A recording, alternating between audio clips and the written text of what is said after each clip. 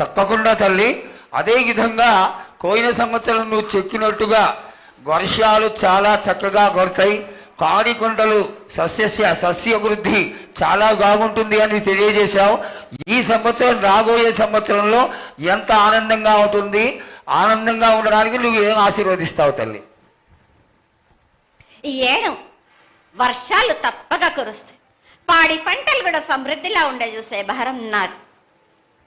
మీరు మాత్రం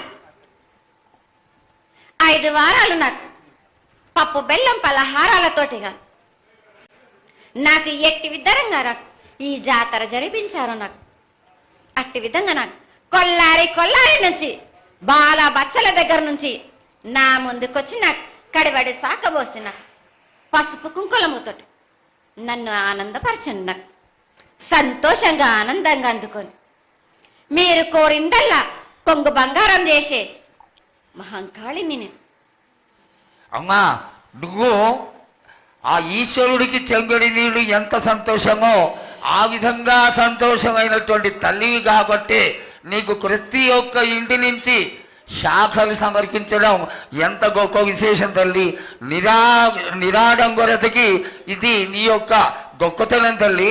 నువ్వు కేవలం ఇంత తీయటి భోజనం పెట్టి ఒక చెంగుడు శాఖకు వస్తే ఆనందించి రోగాలని వ్యాధులని అన్నిటినీ కాపాడుతావు కాబట్టే నీకు సేవ చేసుకుంటున్నాను తల్లి.